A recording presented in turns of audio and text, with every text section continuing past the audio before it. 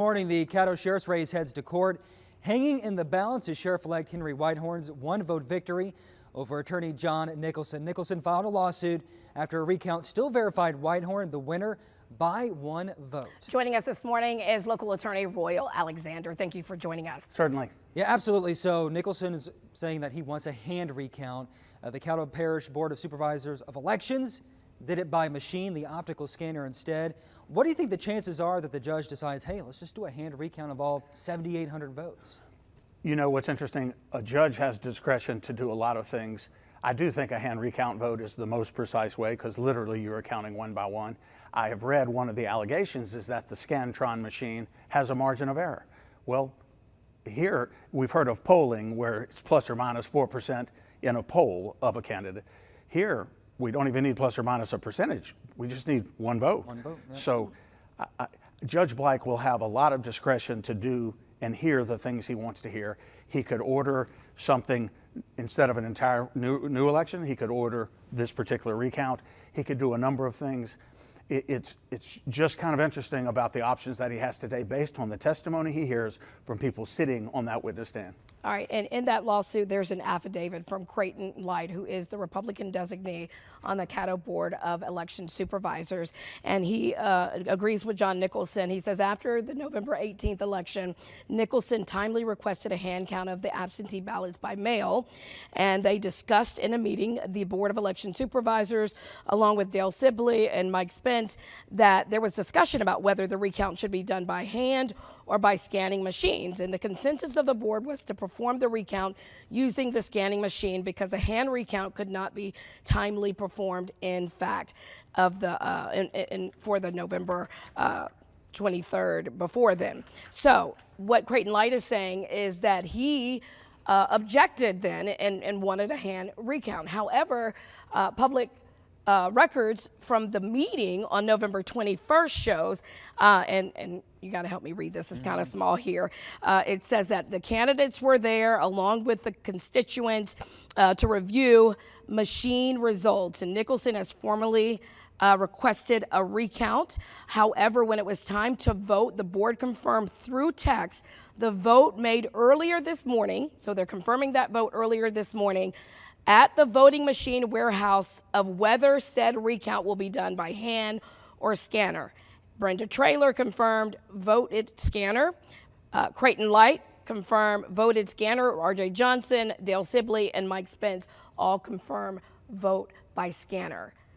So does that contradict anything when he said that he wanted a hand recount, Creighton, but yet he confirmed in text and at the warehouse that he would do the machine?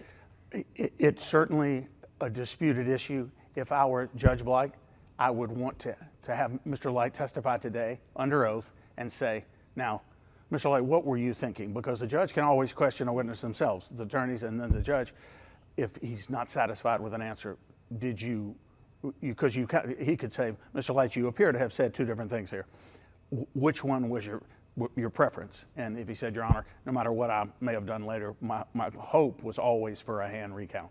And Judge Blake can take that into consideration. Then why not say that? Sure.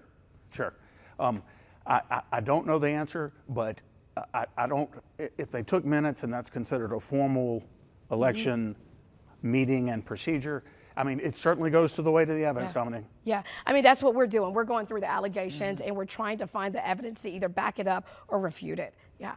So when looking at those votes, the judge is going to go through all the different allegations that Nicholson has claimed. When making a decision about this case, can he just throw out one vote and that could determine the election?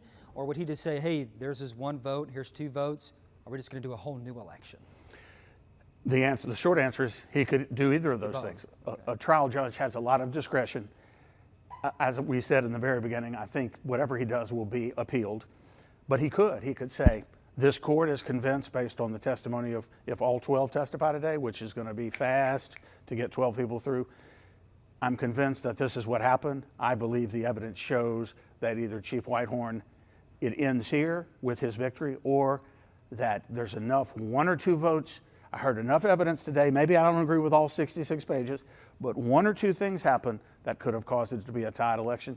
I think I can go back and forth in my own mind so many ways. There's so many scenarios. There's so many scenarios. If he says, I'm ordering a new election, of course, Chief Whitehorn is going to immediately appeal that. And I would too, if I were one of his attorneys, I would say, Chief, we need to preserve our victory. We have a victory, we're preserving it. It's now the burden again, and the burden of proof here is a lot. The burden of proof by the Nicholson team will be to change the presumption that the election was conducted correctly. Has that ever happened where they have ordered a new election in any race? There is, as a matter of fact, somewhere in New England, clearly on video, are people stuffing ballots, and the judge just said, no, we're doing this over again. But again, ordering another election is a rare and extraordinary remedy. All right, there's a lot of subpoenas, a lot of witnesses today. Do you think we're going to get through it today? They will be scooting if they get, again, 12 witnesses. If all 12 get called, even if every one of them takes 10 or 15 minutes, I mean, you're already at 4 or 5 hours. Wow. Yeah. All right.